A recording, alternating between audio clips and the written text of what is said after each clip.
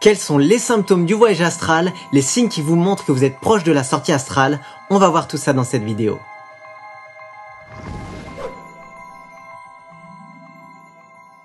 Bonjour à tous, je suis Romain Clément de Gaia Méditation.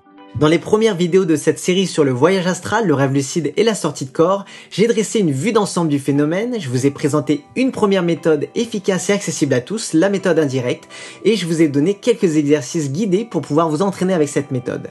J'ai aussi dressé une liste des différentes erreurs les plus communes qu'on rencontre lors de cette pratique. Alors aujourd'hui, on va se pencher sur les symptômes et les premiers signes précurseurs de cet état de séparation qui vous indiquent que vous êtes dans un état propice pour faire une sortie astrale. Cette nouvelle vidéo arrive en complément de la vidéo 4 sur la méthode indirecte pour toutes les personnes qui en sont déjà expérimenté le voyage astral. Pour toutes les personnes qui découvrent le phénomène, je vous recommande vivement de visionner toutes les premières vidéos. Je vous mets un petit lien dans la description, ça vous permettra de mieux comprendre de quoi il s'agit. Pour ne rien louper de cette série sur ce phénomène passionnant, n'hésitez pas à vous abonner à la chaîne sans oublier de cliquer sur la petite cloche pour recevoir les notifications. Avant toute chose, pour les personnes intéressées, débutants et plus expérimentés, j'ai mis en place un groupe de discussion autour du voyage astral, de la sortie hors du corps et du rêve lucide, dans lequel vous pouvez poser toutes vos questions et partager avec moi ou d'autres spécialistes sur le sujet. Alors surtout, n'hésitez pas à nous rejoindre, je vous mets le lien dans la description sous la vidéo. Vous verrez en visionnant cette vidéo qu'il vous est sûrement déjà arrivé d'observer l'un des symptômes dont je vais vous parler dans cette vidéo, sans le vouloir, en plein milieu de la nuit par exemple. Alors on a vu dans la vidéo 4 qu'enchaîner les cycles de technique indirecte était souvent une condition requise pour pouvoir réussir une sortie astrale. On va voir dans cette vidéo qu'il y a des exceptions.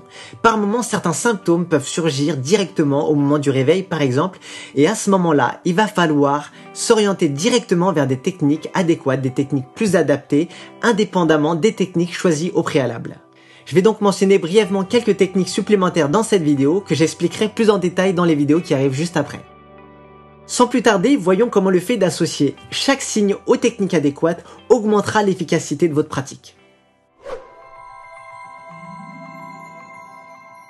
Penchons-nous sur un symptôme récurrent qui indique qu'on est déjà dans l'état de phase, les images.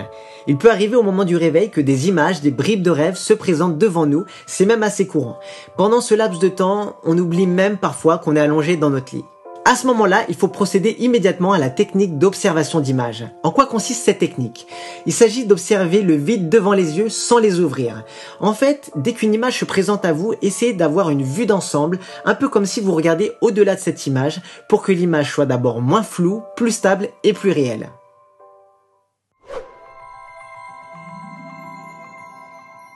Il arrive parfois au moment du réveil qu'on se mette à entendre des bruits tellement réels qu'on les confond avec la réalité physique. Ces bruits peuvent être internes ou externes et ils indiquent qu'on est déjà dans l'état de séparation.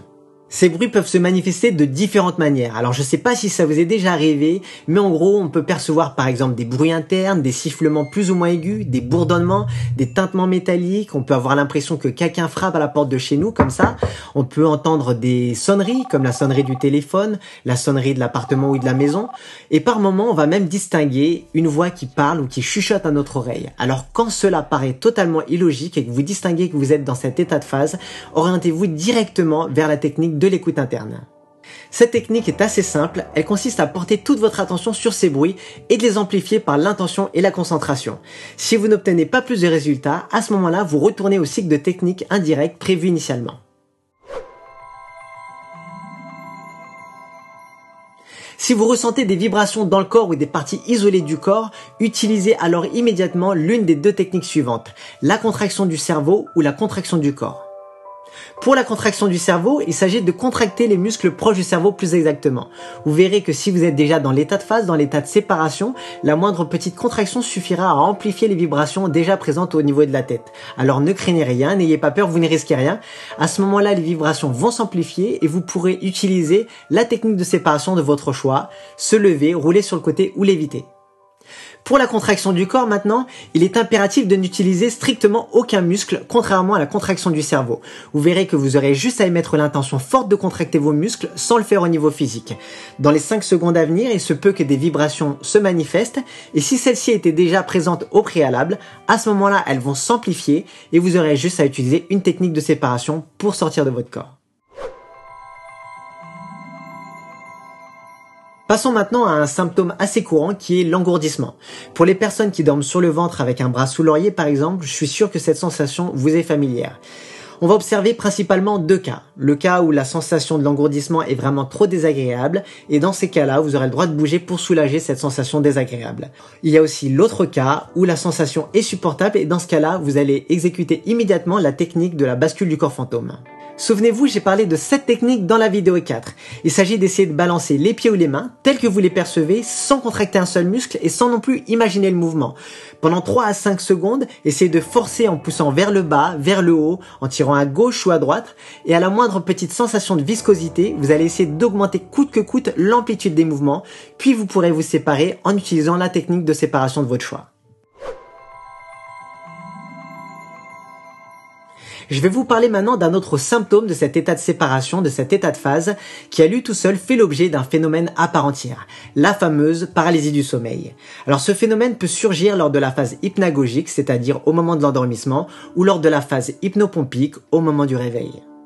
Beaucoup de personnes en ont déjà fait l'expérience et pourront témoigner que les sensations ne sont pas très agréables. En effet, quand ça se produit, on ressent une immobilisation générale du corps, on ne peut pas bouger un seul muscle, on ne peut pas parler, parfois même on a des difficultés pour respirer alors qu'on est bien conscient d'être réveillé.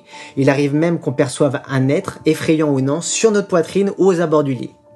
Pour l'anecdote, ce phénomène a donné naissance à diverses histoires comme celle de l'incube et du succube. Alors l'incube est un démon mâle qui prend corps pour abuser sexuellement d'une femme endormie. Il est souvent représenté velu avec des pieds de bouc et repose comme ça sur la poitrine de sa victime pour l'étouffer. Le succube est son équivalent féminin. En Scandinavie, on parle de Mara, en Angleterre, on parle de Mar, et dans les deux cas, il s'agit d'une créature fantomatique, un démon de la nuit, qui pèse sur ses victimes. Ça a d'ailleurs donné naissance au mot nightmare en anglais et au mot cauchemar en français. On peut remarquer que la paralysie du sommeil survient plus particulièrement quand on est allongé sur le dos. Maintenant, les causes du phénomène ne sont pas bien connues. Plusieurs raisons peuvent être avancées. On remarque notamment que les gens atteints de narcolepsie sont les plus touchés. Après, il y a le manque de sommeil, le stress, l'anxiété ou les événements traumatisants qui peuvent être à l'origine de la paralysie. Il faut savoir que la science n'a trouvé aucune conséquence sur l'état de santé des personnes qui expérimentent la paralysie du sommeil de manière régulière. En effet, ce phénomène est vraiment un signe que vous trouvez déjà dans cet état de séparation, cet état de phase. Alors, une fois conscient de tout ça, vous verrez que ce sera tout de suite moins effrayant, vous en aurez moins peur, vous saurez que vous aurez juste à vous séparer avec votre corps astral sans actionner un seul muscle physique. Moi-même, après en avoir appris plus sur le phénomène, j'en ai fait l'expérience et j'ai même ri intérieurement, alors qu'en temps normal, je paniquais comme tout le monde. Il est intéressant de noter que plusieurs personnes recherchent même régulièrement à atteindre cet état de paralysie du sommeil, car il en est fait beaucoup plus simple pour eux d'effectuer une sortie hors du corps en passant par cet état. Notez bien que ces 5 symptômes principaux peuvent surgir avec n'importe quelle méthode. Avec la méthode directe, tout d'abord, sans sommeil préalable, on se relaxe pour effectuer une sortie hors du corps, et avec la méthode indirecte, via les cycles de technique indirecte décrits dans la vidéo 4. Dans le cas de la méthode indirecte, ces symptômes ne se manifesteront pas forcément immédiatement au moment du réveil, ils peuvent survenir au moment de l'exécution des cycles de technique indirecte. Si ces symptômes deviennent plus forts que les effets recherchés par les techniques indirectes choisies pour vos cycles, il est alors important de focaliser toute votre attention sur ces symptômes en priorité pour les intensifier. On vient de voir les 5 symptômes les plus courants, mais il y en a beaucoup d'autres. Et vous verrez que le simple fait de connaître tous ces signes précurseurs à la sortie astrale vous aidera grandement dans votre pratique. À la moindre manifestation d'un symptôme, vous vous orienterez très intuitivement vers la technique adéquate. N'oubliez pas de rejoindre la chaîne Gaia Méditation, car dans les 3-4 vidéos à suivre, je présenterai une quarantaine de techniques. Et oui, j'ai bien dit une quarantaine. Alors surtout, n'hésitez pas à nous rejoindre et on découvrira par la même occasion d'autres symptômes. J'espère qu'après avoir identifié les erreurs les plus communes et après avoir pris connaissance de tous ces signes qui indiquent que vous êtes dans l'état de phase, vous pourrez faire tomber tous les blocages psychologiques qui vous empêchent d'exploiter pleinement toutes les opportunités pour réaliser une sortie hors du corps. Si vous avez déjà observé l'un de ces symptômes ou vécu une paralysie du sommeil, n'hésitez pas à m'en faire part en commentaire sous la vidéo. Le partage d'expérience est vraiment important pour faire avancer les choses dans ce domaine. N'oubliez pas aussi de rejoindre le groupe des discussions qui a été créé dans le but d'échanger avec moi ou avec d'autres spécialistes sur le rêve lucide, sur la sortie de corps, sur le voyage astral. Je vous mets le lien dans la description sous la vidéo. Si vous avez aimé cette vidéo, n'hésitez pas à me laisser un pouce d'encouragement. En attendant, je vous dis à bientôt et bon voyage astral.